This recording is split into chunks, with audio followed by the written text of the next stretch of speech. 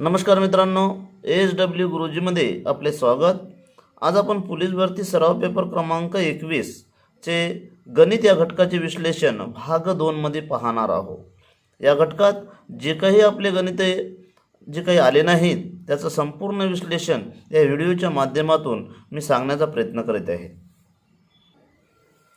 26वा प्रश्न पहा। हा गणितामधील पहिला प्रश्न होता की 0.5 अधिक 1 छेद 0.5। आता याचं गणित सोडवायचं कसं मित्रांनो ते पाहूया। पहा मित्रांनो, हे गणित सोडवायचं कसं। 0.5 गुणिले 0.5 किती होते तर 0.25 अधिक 1 0.5 गुणिला 0.5 0.25 आणि 1 गुणिला 1 म्हणजे 1 आणि 0.5। आता याची बेरीज किती होईल तर 1.25 0.5। याचं कॅल्क्युलेशन कसं करायचं पहा। 12.5 हा पॉईंट इकडे गेला आणि हा सुद्धा पॉईंट इकडे गेला। आता 5 जर 12.5 जर भागितला तर 2.5 उत्तर येते, म्हणजेच पर्याय क्रमांक 1 उत्तर असेल। त्यानंतर पहा दुसरं गणित। जर 2x बरोबर 3y बरोबर 4z तर x y आणि z चं प्रमाण किती। तर मित्रांनो, इथे आपल्याला अशी किंमत टाकायची आहे की यात x ची किंमत टाकली, y ची किंमत टाकली आणि z ची किंमत टाकली तर हे प्रमाण मात्र सारखे आले पाहिजे। तर इथे पहा, या गणितात आपण कोणती किंमत टाकावी म्हणजेच हे प्रमाण सारखं येईल, x y z चं प्रमाण सारखं येईल, प्रमाणात राहतील। आपण पहिल्या ऑप्शनचा विचार करूया। इथे जर 2 टाकले, x ची किंमत 2 जर टाकली तर 4 झाली। इथे जर 3 टाकली तर 3 त्रिक 9 झाली आणि इथे जर आपण 4 टाकली z ची किंमत तर 4 चौक 16 हे प्रमाणात नाहीत। पुन्हा दुसरं गणित 2x 3y 4z। इथे पहा, जर 6 किंमत टाकली x ची तर 12 होत आहे। इथे जर आपण इथे y ची किंमत जर 4 टाकली तर 3 चौक 12 होत आहे आणि इथे 4 ची किंमत 4z ची किंमत आपण 3 जर टाकली तर 4 त्रिक 12 होत आहे। पहा x y z हे सारखे प्रमाणात होत आहे, 12 12 12। म्हणजेच इथे आपण ही किंमत जर टाकली तर ही समीकरण सारखं होईल। म्हणजे x y z च्या किमती कोणत्या, x ची 6 y ची 4 आणि z ची 3। तेव्हा याची कॅल्क्युलेशन जे आहे ते सारखं येत आहे पहा। म्हणजे याचं उत्तर कोणतं राहील मित्रांनो, 2 उत्तर असेल। त्यानंतर पहा, खालील क्रमिकेचे n वे पद 68 आहे तर n ची किंमत किती। आता इथे n ची किंमत काढायची आहे तर सूत्र पहा, SN बरोबर a अधिक d n वजा 1। आता a म्हणजे काय, सुरुवातीचे पद आणि d म्हणजे डिफरन्स। याचा डिफरन्स किती आहे 5 8 11, इथे डिफरन्स किती झाला 3 आणि SN बरोबर 68 पद आहे। SN बरोबर 68। आता इथे किंमत टाकूया 68 अर्लियर a म्हणजे सुरुवातीचे पद म्हणजेच 5 आणि डिफरन्स कितीचा आहे 3चा n वजा 1। या n ची किंमत काढायची आपल्याला। आता 68 मधून हे 5 गेले तर किती राहतील मित्रांनो 63। 68 वजा 5 म्हणजे 63, 3 n वजा 1। आता इथे n वजा 1 इथे गुणिला आहे, n वजा 1 गुणिला आहे तर 63 भागिले 3 म्हणजेच इथे किती उत्तर येईल 21 n वजा 1। आता n ची किंमत काढायची म्हणजेच n बरोबर 21 अधिक 1 म्हणजेच n बरोबर किती होईल मित्रांनो 22। म्हणजेच इथे n ची किंमत किती येईल, पर्याय क्रमांक 3 उत्तर असेल। त्यानंतर 29वा गणित पहा। शाळेतील 288 मुलांना रांगेत उभे राहण्यास सांगितले। प्रत्येक रांगेत जेवढी मुले आहेत त्याच्या निमपट रांगाची संख्या आहे, तर प्रत्येक रांगेत मुले किती आहेत।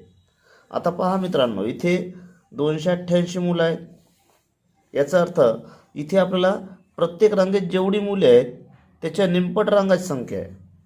म्हणजेच इथे जर आपण 12 काय घेतली, रांगेत प्रत्येक मुलात घेतली, प्रत्येक रांगेत 12 मुलं घेतली, तर प्रत्येक रांगेत जर 12 मुले घेतली तर रांगा किती झाल्या, त्याच्या निमपट म्हणजे 6. याचा गुणाकार किती व्हायला, 12 कम 72. त्यानंतर दुसरा पर्याय पहा, 16 प्रत्येक रांगेत मुलं घेतली, रांगाची संख्या निमपट म्हणजे 8, ठीक नाही. याचा गुणाकार किती व्हायला, 128. जर तुम्ही प्रत्येक रांगेत 20 मुलं गृहीत धरली तर रांगाची संख्या 10 व्हायली, म्हणजे इथं 200 होते. आता प्रत्येक रांगेत मुलं जर तुम्ही 24 घेतली, त्याच्या निम्मे 12, या दोघाचा गुणाकार पहा, 24 आणि 12, 12 चौक 48, उरले 4, 12 दुनी 24 आणि 4 28, म्हणजे 288 मुलं होत आहे. शाळेतील 288 मुलांना आता एका रांगेत मुलं किती राहतील, मग 24, आणि त्याच्या रांगाची संख्या पूर्ण किती, 12, हे निमपट. या दोघाचा गुणाकार केला तर 288 आहे, म्हणजे पर्याय क्रमांक किती उत्तर असेल, तर 4 उत्तर असेल. त्यानंतर तिसरा गणित पहा, 1% निम्मे किती. 1% म्हणजे पहा, टक्का म्हणल्यावर खाली आपण 100 देतो. 1%, याचं उत्तर किती निघालं मित्रांनो, तर 0.01. याला जर भागितलं 1ला 100 तर 0.01 येते. आता याच्या निम्मे म्हणजेच अर्धे. आता निम्मे म्हणजेच इथं उत्तर किती येईल मित्रांनो, तर 0.005. पर्याय क्रमांक 2. ज्याप्रमाणे सांगते त्याप्रमाणे करायचं. 1% त्याच्या 1%चं उत्तर किती याला, 0.01, म्हणजेच त्याच्या निम्मे म्हणते. आता 0.01 भागीला 2 म्हणजेच किती, 0.005. त्यानंतर 31 गणित पहा, एक संख्या 45% वाढवली तर ती 116 होते, तर ती संख्या कोणती. समजा ती संख्या आपण गृहीत धरूया 100. आता ती 45% वाढवली म्हणजेच किती व्हायले, 145. 100 अधिक 45 म्हणजे 145 व्हायले. तेव्हा ती किती होते, 116.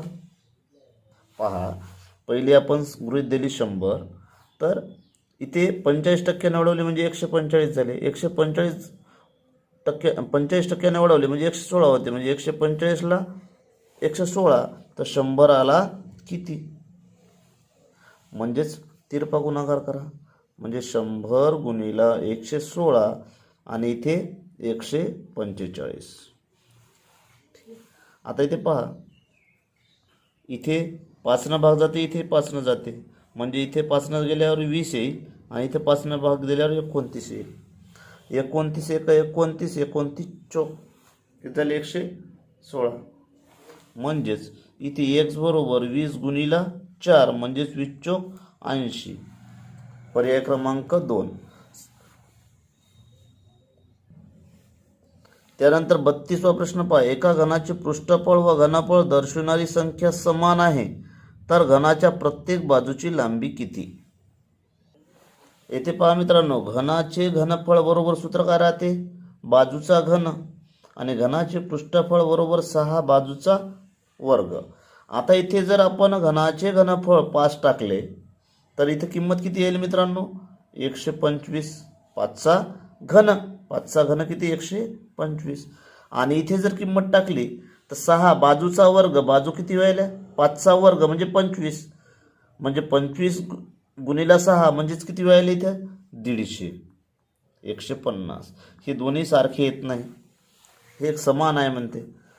पहा दुसरं पहा, आता घनाचे घनफळ बाजूचा घन म्हणजे 6चा घन घ्या, 6चा घन किती झाला, 216, आणि इथे 6 किंमत टाका म्हणजे 6चा वर्ग.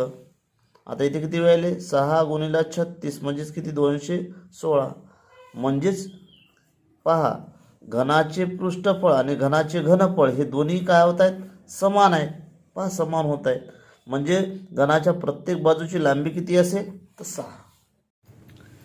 33वा प्रश्न पाहूया. एका वर्गात इंग्रजी जाणणारे 82%, मराठी जाणणारे 76% लोक असून दोन्ही भाषा जाणणारे 4488 लोक आहे, तर दोन्ही भाषा न जाणणारे 8% लोक असतील तर गावाची लोकसंख्या किती? आता पहा, एका गावात इंग्रजी जाणणारे, आता इंग्रजी जाणणारे किती आहेत? 82%. इंग्रजी जाणणारे 82%, म्हणजेच न जाणणारे किती? 18%. आता मराठी जाणणारे किती आहेत? 76%, म्हणजे मराठी न जाणणारे किती झाले? 24%. आता दोन्ही भाषा न जाणणारे लोक, दोन्ही भाषा न जाणणारे लोक किती आहेत? 8%. तर पहा मित्रांनो, 8% लोक दोन्ही भाषा न जाणणारे. इथे पहा, हे इंग्रजी आणि हे मराठी किती टक्के आता न जाणणारे? 18%, म्हणजे इथे 10. पहा, याची बेरीज 18 झाली. आणि इथे सुद्धा इथे 24% पूर्ण आहेत मराठी न जाणणारे, म्हणजे इथं किती? 16 राहतील. पहा, मराठी 24, इंग्रजी 18 आणि दोन्ही जाणणारे 8. आता याची बेरीज करा, 18 आणि 16 किती झाले? 34. हे काय आहे? न जाणणारे, दोन्ही भाषा न जाणणारे लोक 34, म्हणजे जाणणारे किती आहेत? जाणणारे झाले 66% लोक. आता इथे पहा, 66% म्हणजेच 4488, तर 100 बरोबर किती?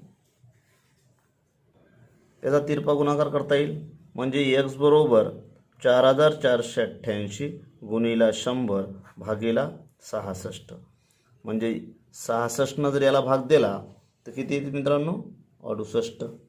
म्हणजे 68 गुणिला 100, म्हणजेच 68 गुणिला 100 म्हणजे 6800. म्हणजे त्या गावाची लोकसंख्या किती राहील? 6800 लोकसंख्या राहील. फक्त इथे काय करायचं, इंग्रजी जाणणारे 82%, मग न जाणणारे 18%, मराठी जाणणारे 76%, म्हणजे न जाणणारे 24%, आणि दोन्ही भाषा न जाणणारे किती? 8%. दोन्ही भाषा न जाणणारे 8%, मराठी 24, इंग्रजी 18, म्हणजे 34% न जाणणारे आहे, म्हणजे जाणणारे 66%. मग हे केलं 66 म्हणजे 4488, तर 100ला किती? म्हणजेच किती लोकसंख्या असेल? 6800 लोकसंख्या असेल. त्यानंतरचं गणित पहा, 0.2 अधिक 0.02 गुणिला 0.002 वजा 0.02 बरोबर किती?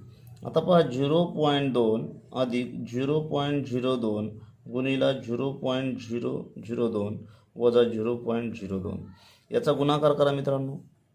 0.2 याचा गुणाकार किती होईल? बेदुनी 4, पण इथे 2 पॉईंट, इथे 3 पॉईंट, म्हणजे एकूण 5 पॉईंट. 2, 3, 4 आणि 0 पॉईंट वजा 0.02. आता याची आपण बेरीज करूया. याची बेरीज किती होईल मित्रांनो? 0.2 आणि 0.04. तर 0.2 आणि 0.0004 याची बेरीज किती होईल मित्रांनो? तर 0.2 0004 याची बेरीज वजा 0.02. आता ही जर वजाबाकी केली आपण, 0.2004 वजा 0.02, तर वजाबाकी कशी येईल? 0. आता इथे किती? 18 आणि इथे 0, म्हणजे किती? 0.180004. पर्याय क्रमांक 3 उत्तर असेल. त्यानंतरचा प्रश्न पाहूया, 0.005 चा गुणाकार व्यस्त. आता याचा गुणाकार व्यस्त किती होईल मित्रांनो? 1/0.005. आता याचा गुणाकार व्यस्त आपण हा केलाय. आता याचा भागाकार कसा करता येईल की हा पॉईंट आपल्याला इथे आणायचा, म्हणजेच इथे किती शून्य द्यावं लागेल आपल्याला? 3 शून्य आणि खाली 5. पहा, इथले हे पॉईंट इथे येण्यासाठी इथे वरी आपण 3.0 दिले, म्हणजे 1000 भागिला 5 म्हणजेच किती? 200. म्हणजेच 0.05 चा गुणाकार व्यस्त कोणता राहील? तर 200. त्यानंतर x बरोबर -3 असताना 9 - 3x² ची किंमत आपल्याला काढायची आहे. आता इथे ती किंमत काढायची म्हणजे इथे xची किंमत टाकायची. 9 - 3, 3ची किंमत, या xची किंमत -3चा स्क्वेअर, 9, 3. आता 3चा -3चा वर्ग म्हणजेच किती? 9, कारण -3 गुणिला -3 म्हणजेच +9. आता इथे 9, 9 त्रिक 27, म्हणजेच आता इथे पहा वजाबाकी किती येईल मित्रांनो? तर -27 + 9 म्हणजेच -18, म्हणजेच उत्तर कोणतं राहील मित्रांनो? पर्याय क्रमांक 1 उत्तर असेल. त्यानंतर श्याम व रामने अनुक्रमे 1000 रुपये आणि 1500 रुपये 2 वर्षासाठी सरळ व्याजाने दर साल दर शेकडा 4% आणि 5% दराने बँकेत ठेवले तर त्यांना मिळणाऱ्या व्याजाचे गुणोत्तर किती? आता पहा मित्रांनो, 1000 रुपये कोणा ठेवले? श्यामना ठेवले. किती वर्षासाठी? 2 वर्षासाठी. किती टक्के दराने? 4% दराने. म्हणजे एका वर्षाला किती रुपये भेटेल? 40 रुपये. तर 2 वर्षाचे किती झाले मित्रांनो? 80 रुपये. पहा इथे 4% दराने 1000चे एका वर्षाचे किती झाले? 40 रुपये. म्हणजे 2 वर्षाचे किती झाले? 80 रुपये. आता इथे रामने 1500 रुपये 2 वर्षासाठी किती? 5% दराने गुंतवले. आता 1500चे 5% म्हणजेच किती झाले? 75 रुपये. पहा 1500चे 5% किती झाले? 75 रुपये. आणि 2 वर्षाचे किती झाले मग? 150 रुपये. म्हणजेच श्यामला किती भेटतील? 80 रुपये व्याज भेटेल आणि रामला किती भेटेल? 150 रुपये व्याज भेटेल. आता या मिळणाऱ्या व्याजाचे गुणोत्तर किती म्हणते? म्हणजे 80 आणि 150, म्हणजेच याचं गुणोत्तराचं प्रमाण किती झालं? तर 8:15. म्हणजे पर्याय क्रमांक किती उत्तर राहील मित्रांनो? 1, 8:15. तर हे लक्षात घ्या की इथे श्यामचं 1000ला 4%नं 2 वर्षासाठी 80 रुपये, रामचे 1500 रुपये 2 वर्षासाठी 5%ने एका वर्षाचे 75 रुपये, तर 2 वर्षाचे किती झाले? 150. आणि याचं गुणोत्तर विचारलं आहे म्हणजे किती? 8:15. P/Q बरोबर 3/2चा वर्ग भागिला 7/9 तर किंमत काढा म्हणते P/Qच्या वर्गाची. याची किंमत काढायची आपल्याला. आता इथे पहा, इथे काय होईल मित्रांनो? 3चा वर्ग 9 आणि 2चा वर्ग 4 भागिला, इथे किंमत किती निघेल? जेव्हा घातांक 0 असतो तेव्हा उत्तर 1 येते. आता इथे 9/4च उत्तर येईल, कारण व्यस्त जरी गेलं तर 1/1च येईल, म्हणजे 9/4 उत्तर येईल. परंतु इथे विचारले काय? P/Q. इथे जी व्हॅल्यू निघाली आपली ती कशाची निघाली? P/Qची निघाली. आणि इथे विचारलं काय? Q/P. Q/P म्हणजेच इथे Q/P म्हणलं याचा अर्थ हे व्यस्त करावे लागेल, म्हणजे 4/9 आणि याचा वर्ग विचारला, याचा वर्ग म्हणजे 4चा वर्ग 16 आणि 9चा वर्ग 81, म्हणजे किंमत किती निघेल? 16/81, म्हणजे पर्याय क्रमांक 3 उत्तर असेल. त्यानंतरचं गणित पहा, 3चा घन गुणिला 2⁴ गुणिला 4/9 गुणिला 32 याची किंमत काढायची आपल्याला. आता पहा हे गणित सोडवायचं कसं? तर 3चा घन गुणिला 2⁴ आणि 4 म्हणजेच काय लिहिता येईल? 2⁵2. 2⁵2 म्हणजेच 4. त्यानंतर 9 कसं लिहिता येईल? 3चा वर्ग. आणि 32 कसं लिहिता येईल मित्रांनो? 2⁵5. मी नेहमी सांगतो की 2च्या घाताची किंमत ही कमीत कमी आपल्याला जवळपास 2⁵5-6 पर्यंत आली पाहिजे. 2⁵1 म्हणजे 2, 2⁵2 म्हणजे 4, 2⁵3 म्हणजेच 8, 2⁵4 म्हणजे 16 आणि 2⁵5 म्हणजेच 32. ठीक आहे, हे 32 पहा इथे 2⁵5 आणि 3चा घाताचं सुद्धा आलं पाहिजेत आपल्याला. या 2 जर येत असेल ना तर सहज गणित येते घातांकावरचे. म्हणजे इथे 3चा घात 3, 1 म्हणजे 3, 3चा घात 2 म्हणजे 9, 3चा घात 3 म्हणजे 27, 3चा घात 4 म्हणजे 81. ही किंमत आपल्याला माहीत पाहिजे. आता इथे पहा 3चा घात 3, 2चा घात 4, 2चा घात 2, 3चा घात 2 आणि 2चा घात 5. आता 3च्या घातातून 3च्या घात 3 मधून 3चा घात 2 गेला, कारण हे भागीला आहे म्हणजे 3चा घात 1 राहिला. पहा 3च्या घात 3 मधून 3चा घात 2 गेला म्हणजेच किती राहिले 3चा घात 1. आता इथे पहा 2चा घात 4 आणि 2चा घात 2 म्हणजे 2चा घात 6 झाले. 2चा घात 6 आणि 2चा घात 5. पुन्हा हे भागाकाराला म्हणजे 3चा घात 1 आणि इथे पहा 2चा घात 6 मधून 2चा घात 5 गेलं म्हणजे 2चा घात 1 राहिला. आता 3चा घात 1 म्हणजेच 3 आणि 2चा घात 1 म्हणजे 2, 3 दोन्ही 6 म्हणजे किंमत किती येईल? पर्याय क्रमांक 2 उत्तर असेल. एका शेतकऱ्याने एक शेळी 3,000 रुपये याप्रमाणे 3 शेळ्या विकत घेतल्या. म्हणजे एक शेळी 3,000 रुपयाला, तर अशा 3 शेळ्या विकत घेतल्या म्हणजेच किती झाले 9,000 रुपये त्याची खरेदी किंमत झाली. आणि व्यवहारात दलालाने 2.5 दराने दलाली घेतली तर शेतकऱ्याने किती रुपये दलाली दिली? आता 9,000ला 2.5% दलाली म्हणजे 0 कटले म्हणजे 90 गुणिला 2.5. आता हे 90 गुणिला 2.5ही करता येते किंवा सरळ की 90 गुणिला 2 किती होते 180 आणि 90च्या निम्मे म्हणजे 45 म्हणजे 225. गुणाकार करतो म्हणला तरी गुणाकार करता येईल आपल्याला की 90 गुणिला 2.5 याचं उत्तर सुद्धा 225च येईल. परंतु सोप्या पद्धतीने पहा 90 जे आहे 90 गुणिला 2 180 होते आणि 90च्या निम्मे 0.5 न गुणणं म्हणजे निम्मे करणं म्हणजे 45. 180 45 225 म्हणजे पर्याय क्रमांक 1 उत्तर असेल. त्यानंतरचं गणित पाहूया. x - 9 छेद 119 बरोबर 23/17. तर x ची किंमत काढायची आपल्याला. आता इथे गुणाकार करा. x - 9 गुणिला 17 बरोबर 23 गुणिला 119. इथे गुणाकार किती वेळेला मित्रांनो 17x आणि 17 गुणिला 9 म्हणजे 153 बरोबर 23 गुणिला 119.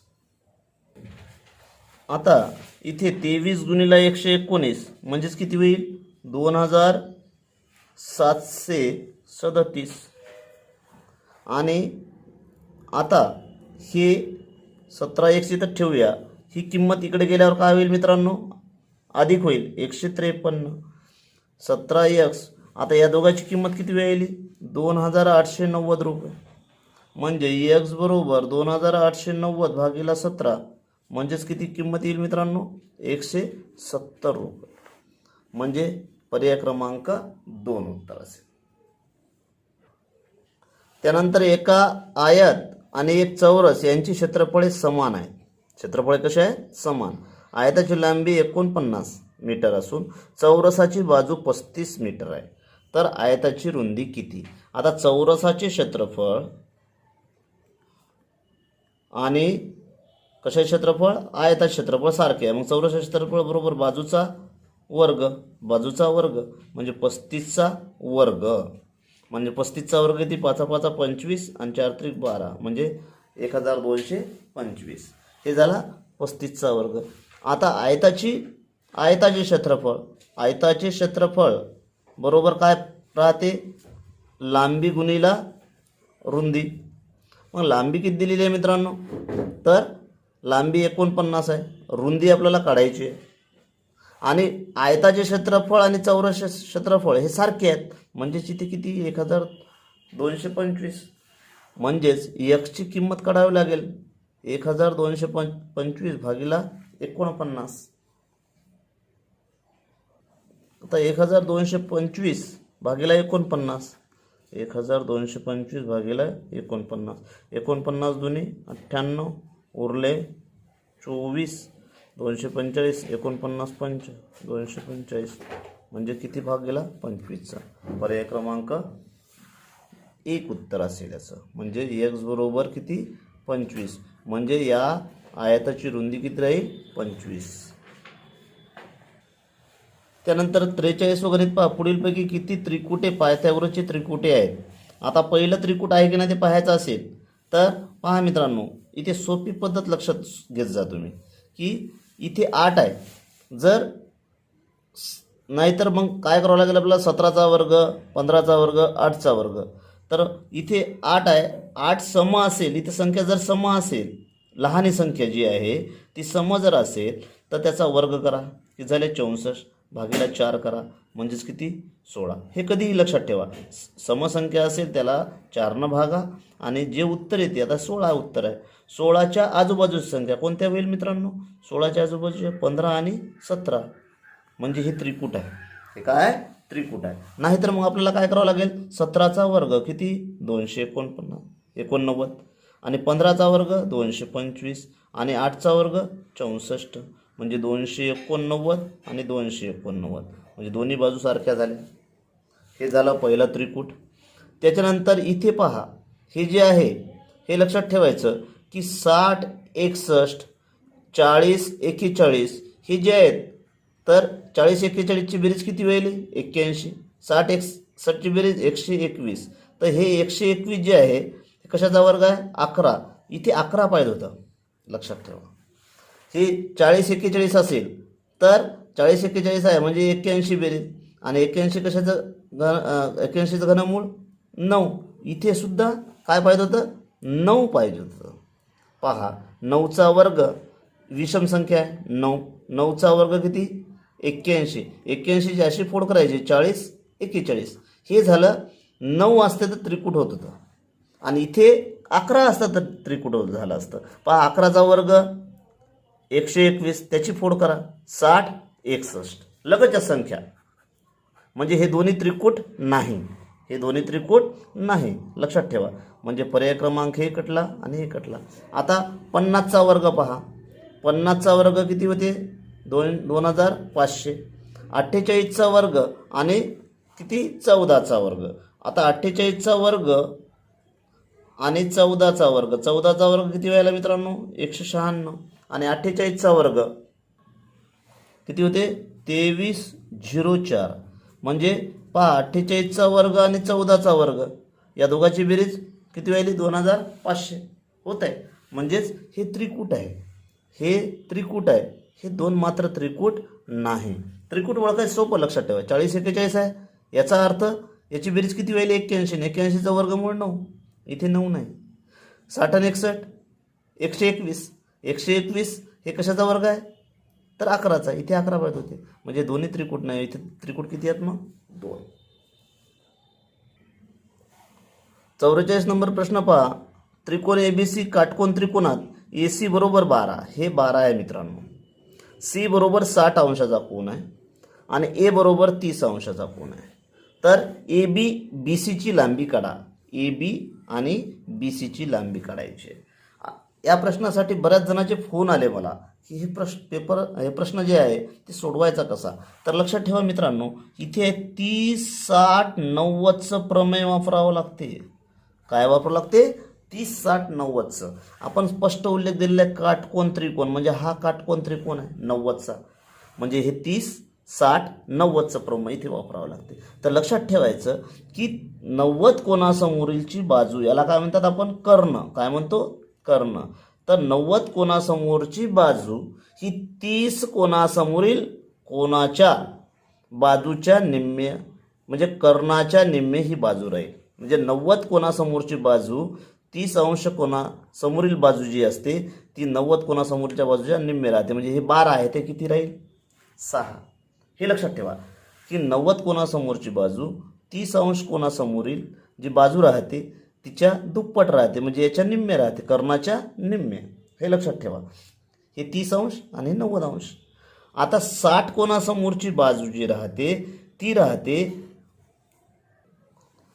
60 कोणासमोरची बाजू ही कर्णाच्या वर्गमुळात 3/2 पट राहते.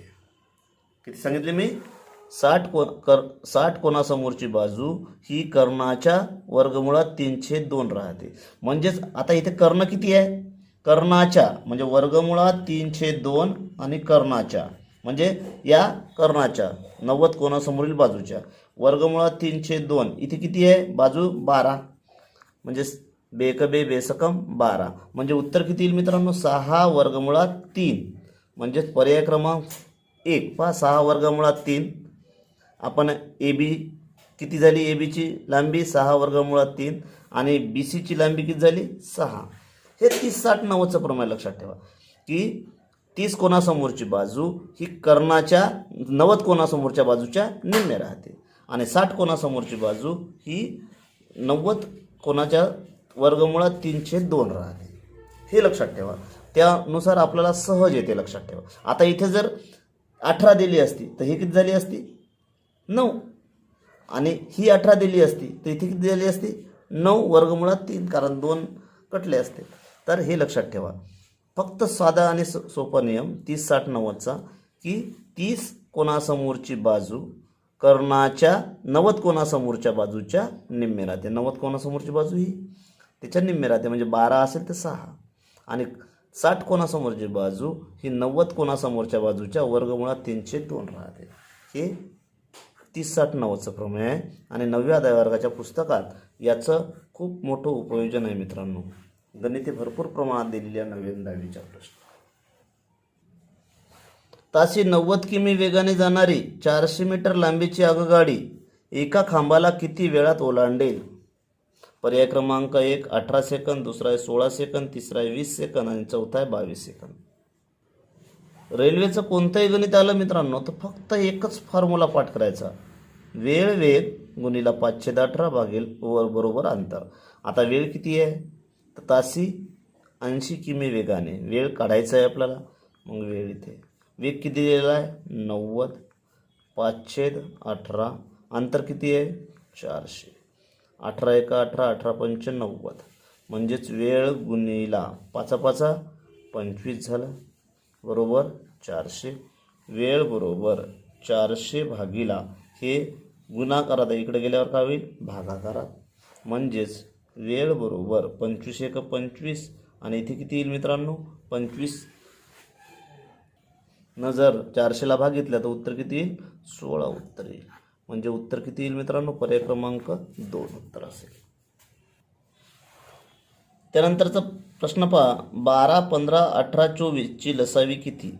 आता मित्रांनो हे जर लसावी पद्धतीने काढतो म्हणलं तर आपल्याला वेळ नसतो. त्यामुळे सोप्या पद्धतीने कसं काढायचं पहा की इथे प्रत्येक अंक जे आहे तर या संख्या आहेत का हे टॅली करा फक्त. आता 12 या संख्येला भाग जातो का? 280ला नाही म्हणजे ही लसावी नसेलच. आता 12 120ला जातो, 15 जातो, 24 नाही जातो भाग 120ला पण 18 जात नाही. 18च्या पाड्यात आहे का? 120 नाही. त्याच्यानंतर 360 पहा. 12 360ला भाग जातो 15 जातो, 18 जातो. 18 गुणिला 20 म्हणजे 360 आणि 24 सुद्धा जातो म्हणजे लसावी किती? 360.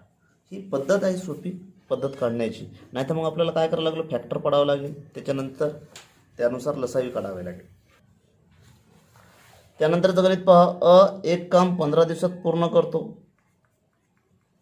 ब तेच काम 30 दिवसात पूर्ण करतो. दोघे मिळून कामाची सुरुवात केली. ते काम 6 दिवसांनी सोडून गेला तर ब ते काम किती दिवसात पूर्ण करेल? म्हणजे या दोघांचे काम आपल्याला पहिले काढावे लागेल. म्हणजेच इथे दोघे मिळून एका दिवसात काम किती करतात हे काढावे लागेल. आता या दोघांची काय करावं लागेल? आपल्याला या अंकाची बेरीज करावी लागेल. परंतु इथे पहा इथे 15 आहे. याला जर दोन्ही अंश आणि छेदाला जर आपण 2 न गुणलं तर किती येईल मित्रांनो? 2. याला 2 न गुणलं तर 1ला 2 येईल आणि 15ला 2 न गुणलं तर 30 येईल. 1/30. पहा याला आपण काय केलं? 2 न गुणलं छेद आणि अंशाला तर इथे 2 आणि इथे 30 येईल. आता इथे छेद सारखा म्हणजेच इथे किती? 3/30 म्हणजेच 1/10 म्हणजे 1/10 भाग पूर्ण करते.